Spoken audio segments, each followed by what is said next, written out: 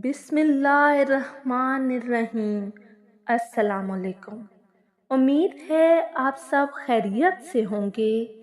آج میں آپ کے لیے بہت ہی دلچسپ ویڈیو لے کے حاضر ہوئی ہوں۔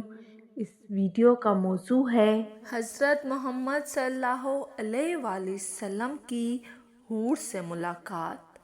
آج کی اس ویڈیو میں آپ کو بتاؤں گی کہ حضرت محمد صلی اللہ علیہ وآلہ وسلم کی جب حور سے ملاقات ہوئی تو حور کیوں رو پڑی۔ اس ایمان افروز اور دلچسپ ویڈیو کو دیکھنے کے لیے آپ سے گزارش ہے کہ میری اس ویڈیو کو اینڈ تک ضرور دیکھیے گا۔ معراج کی شب تھی، ملائکہ اور مرسلین کے جرمت میں سرور کائنات صلی اللہ علیہ وآلہ وسلم کی سواری پہنچی۔ سلامی کے لیے قدسیوں کے بیڑے جھک گئے، عرش کا پرچم سرنگوں ہو گیا۔ امیدوں کے ہجوم سے گزرتے ہوئے عالم ملکوت کا معائنہ فرمایا۔ اب گشت کے لیے باغ فردوس کی طرف بڑھے۔ مرحبا کہنے کے لیے ہر طرف حور و غلماں کی صفیں بچھی تھی۔ حضرت جبرائیل علیہ السلام قدم قدم پر ہم رکاب تھے، جنت کی سیر کرتے ہوئے ایک مقام سے گزر رہے تھے کہ حضور صلی اللہ علیہ وآلہ وسلم کے چشم اقدس ایک غمگین اور ملول حور پر پڑی جو ایک درخت کی ٹہنی تھامے ہوئے رو رہی تھی۔ فردوس کے عالم خوشگوار میں رنج و غم کی پرچھائی دیکھ کر حضور صلی اللہ علیہ وآلہ وسلم کو بڑا افسوس ہوا۔ حضرت جبرائیل علیہ السلام سے ارشاد فرمایا کہ دریافت کرو یہ حور کیوں رو رہی ہے۔ جنت کے عیش و دوام میں اسے کون سا غم لاحق ہو گیا ہے۔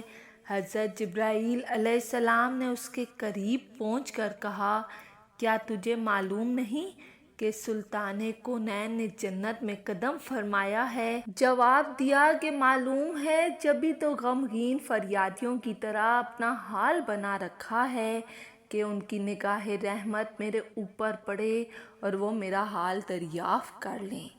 حضرت جبرائیل علیہ السلام نے ارشاد فرمایا، تجھے مبارک ہو، انہوں نے تیرا حال دریافت کرنے کے لیے مجھے بھیجا ہے۔ جواب کے انتظار میں حضور صلی اللہ علیہ وآلہ وسلم کی سواری رکی ہوئی ہے۔ حور نے اپنی آنکھوں کا آنسو آنچل میں جذب کرتے ہوئے کہا، سلطان کونین کی سرکار میں اپنے غم کی درد انگیز کہانی میں خود سناؤں گی۔ باریاب ہونے کی اجازت ملتے ہی حاضر ہوئی، جھک کر سلام عرض کیا، جلالت شاہانہ کے آداب بجا لائی اور اپنی کہانی سنانا شروع کی۔ یا رسول اللہ صلی اللہ علیہ وآلہ وسلم، اللہ کا لاکھ لاکھ شکر ہے کہ اس نے جنت کی حوروں میں مجھے حسن و جمال کی ملکہ بنایا ہے۔ آٹھوں جنتوں میں میری طلعت و زیبائی کا کوئی حریف نہیں ہے اور میرے درخشۂ عرش کے جودت فردوس کے بام وتر پر پھیلی ہوئی ہے۔ اگر بے نقاب ہو جاؤں تو دیکھنے والوں کی آنکھیں خیرہ ہو جائیں اور جنت میں دوپہر کا اجالا پھیل جائے۔ یا رسول اللہ صلی اللہ علیہ وآلہ وسلم، ایک دن کا واقعہ ہے کہ اچانک میرے دل میں خیال گزرا کہ قیامت کے دن ساری حوریں کسی نہ کسی بندہ مقبول کے حوالے کی جائیں گی۔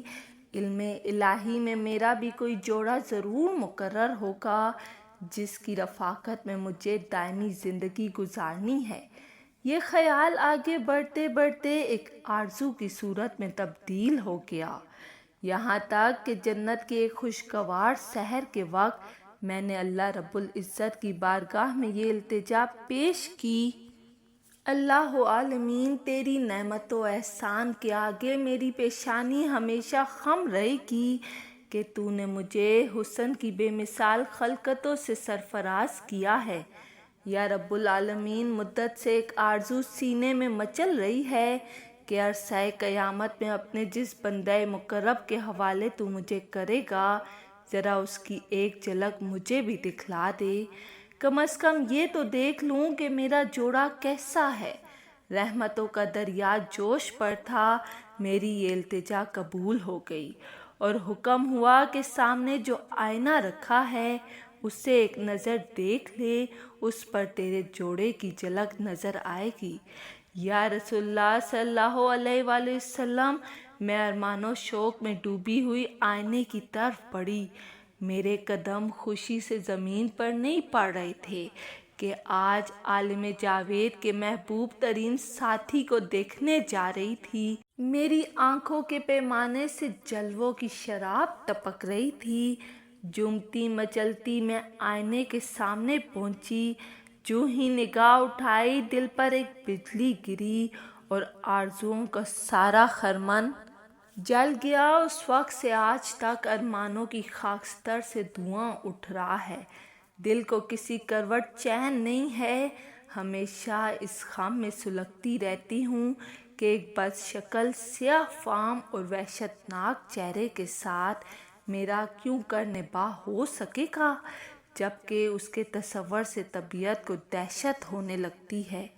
حضور اکرم صلی اللہ علیہ وآلہ وسلم نے زیر لب مسکراتے ہوئے دریافت فرمایا، اپنے جوڑے کا جو سراپا تو نے آئینے میں دیکھا ہے میرے سامنے بیان تو کر۔ اس نے ٹھنڈی آہ بھر کر کہا، سر سے پاؤں تک مجسمے سیاہی، خوفناک اندھیرا، چھوٹی چھوٹی آنکھیں، موٹے موٹے ہونٹ، چورے چکلے دانت، چپٹی ناک، بدہ چہرہ اور تنگ و تاریخ پیشانی، قد و قامت بھی بالکل بے ڈنگا، چشم نور میں نکھری ہوئی چاندنی اور گل و لالہ کی بہاروں کے ساتھ اس وحشت اور مجسم کا پیوند کیوں کر جوڑا جا سکتا ہے۔ وہ جب اپنی بات ختم کر چکی تو حضور اکرم صلی اللہ علیہ وآلہ وسلم نے سر اٹھایا، آنکھیں غیرت جلال سے سرخ ہو گئی۔ ارشاد فرمایا، تو نے جو سراپا بیان کیا ہے وہ تو میرے پیارے بلال کا ہے۔ ایک عاشق سراپا، ایک مومن وفا کیش اور نگار خانہ ہستی کے ایک گوہر نیاب کو پا کر تو غم نصیبی کا شکوہ کر رہی ہے۔ کیا تجھے معلوم نہیں کہ میرا بلال عاشق مجسم ہے؟ میں نے اپنی پلکوں کے سائے میں اسے پناہ کی جگہ دی ہے۔ اور سن لے، میرا بلال بارگاہ یزدانی میں تقرب کی اس مسند امتیاز پر فائز ہے کہ فردائے قیامت میں اس کے جسم کی سیاہی قرآن خلق کے رخساروں پر تل بنا کر تقسیم کر دی جائے گی۔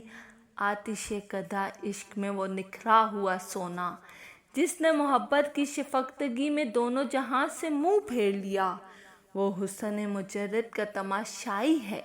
فردوس کا حسن وہ کیوں کر خاطر میں لائے گا؟ اپنے جلواؤں کی زیبائی پر تو غرور نہ کر۔ ہو سکتا ہے جس دن 70,000 نقاب الٹ کر تم بلال کے سامنے آئے، میرا بلال تجھے ناپسند کر دے۔ حضور اکرم صلی اللہ علیہ وآلہ وسلم کا ارشاد سن کر وہ اپنے جذبات قابو میں نہ رکھ سکی۔ طلعت و جمال کا سارا خمار اتر گیا اور ندامت میں چیخ پڑی، حضور میری معذرت قبول کی جائے، میرا غم کا بوجھ اتر گیا۔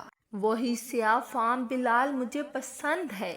میں اپنی خوش نصیبی پر خوش ہوں کہ سلطان کونین کا پاورد نظر میرے حصے میں آیا۔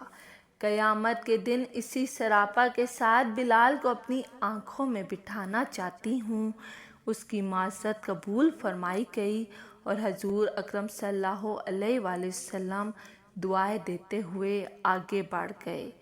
عشق کارساز تیری تہائی ایک سیاہ فام غلام کو اتنا بڑھایا کہ کونین کے سر کا تاج بنا دیا۔ رحمت و نور کے ابشار میں نکھرنے والے تیرے جسم کی سیاہی پر چراغاں کعبہ کی روشنی قربان ہے۔ تیرا نام شوکت اسلام کی سب سے بڑی یادگار، مسلمانوں کے سید سرور بلال، اپنے آتش کدہ عشق کی ایک چنگاری ہمارے دلوں کی انجمن تک بھی پہنچا دے۔ نبض حیات کی تپش سرد پڑتی جا رہی ہے۔ ایمان و یقین کی حرارت کا مزاج اپنے نشان سے نیچے اترتا جا رہا ہے۔ یہود کا آتش کدہ پھر سلگنے لگا ہے۔ دنیا اسلام کو تیرے فیضان عشق کی ضرورت ہے۔ اللہ تعالیٰ سے دعا ہے کہ اللہ تعالیٰ ہمیں نیک ہستیوں کے صدقے ہمیں بھی سچا عاشق رسول صلی اللہ علیہ وآلہ وسلم بننے کی توفیق عطا فرمائے، آمین ثم آمین۔ اگر آپ کو میری ویڈیو پسند آئی ہے تو لائک اور سبسکرائب لازمی کیجیے گا۔